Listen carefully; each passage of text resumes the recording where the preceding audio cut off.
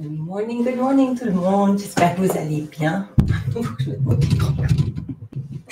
Ça va toujours mieux que le micro. Donc, j'espère que vous allez bien ce matin, lundi matin. C'est notre Monday morning marketing appel ou live pour parler un peu de marketing. Et ce matin, je vais en fait répondre à une question qu'on m'a posée la semaine dernière dans le chat, que je pense est hyper important pour beaucoup de monde, à savoir, quand on lance notre activité, est-ce qu'on a le droit d'ajouter des clients, des patients, des personnes qu'on connaît à notre liste si on veut faire des newsletters?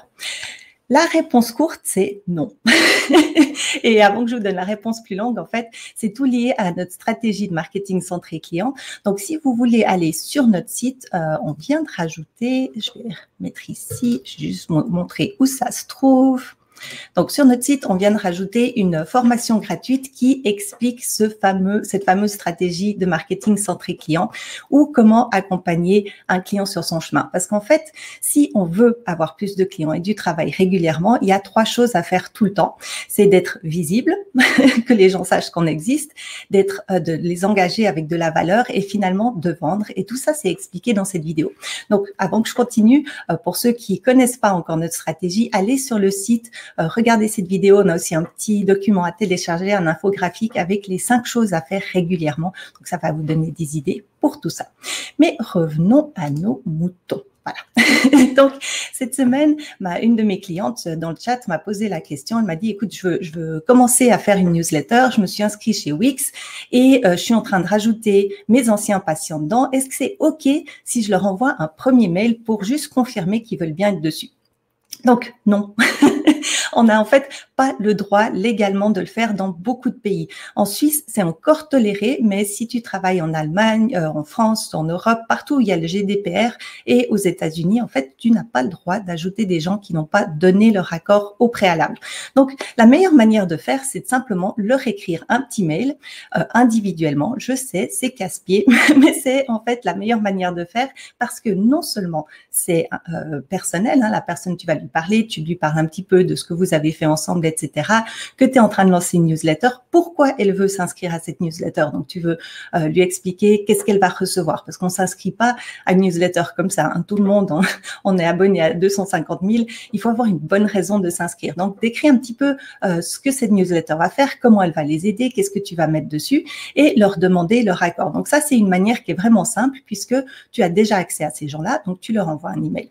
Une autre manière, c'est de simplement mettre un formulaire sur ton site, si tu es sur Wix, par exemple, pour le cas de cette cliente, mais il y en a plein d'autres. Je me suis fait ma petite liste. Nous, on utilise Kajabi chez Rapidly, mais il y a aussi On Te Rapporte, il y a Sendinblue, il y a Active Campaign. Enfin, il y en a plein de ces outils de newsletter. Et en général, tu peux créer un formulaire que tu peux ensuite aller mettre sur ton site. Donc, l'autre option, c'est de leur envoyer un petit email, de leur dire, je suis en train de lancer ce truc-là. Si tu veux t'inscrire, va, puis tu envoies le lien vers la page où il y a le formulaire et comme ça, ils s'inscrivent.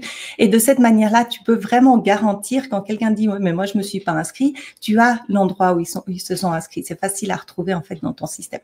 Donc voilà, ça c'était la question de la journée. Si aujourd'hui, tu as la même question, que tu es en train de vouloir lancer ta newsletter, voilà, suis une de ces 2 options et tu n'auras pas de soucis avec ta clientèle ou ta patientèle dans le cas de ma cliente.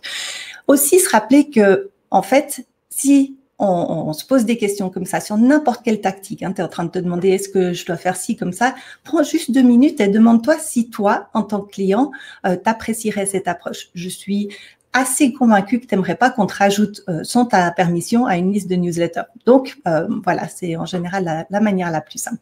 Et voilà, je rappelle juste, si vous avez aujourd'hui voilà, vous n'avez pas encore vu cette vidéo sur le parcours centré client, c'est vraiment de comprendre en fait comment on accompagne. Une newsletter, c'est bien joli, mais ça sert à rien tout seul. En fait, ça sert seulement si tu es vraiment en train d'accompagner ton client.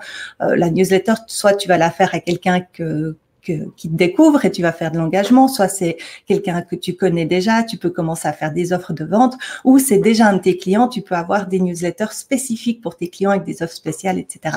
Donc, la newsletter toute seule, de nouveau, c'est une tactique qui sert à rien si elle n'est pas utilisée à l'intérieur de cette stratégie et que je t'invite à découvrir sur notre site. Donc, c'est simplement www.rapide2 Je mettrai le lien dans les commentaires tout à l'heure. Donc voilà, c'est tout pour aujourd'hui. J'espère que vous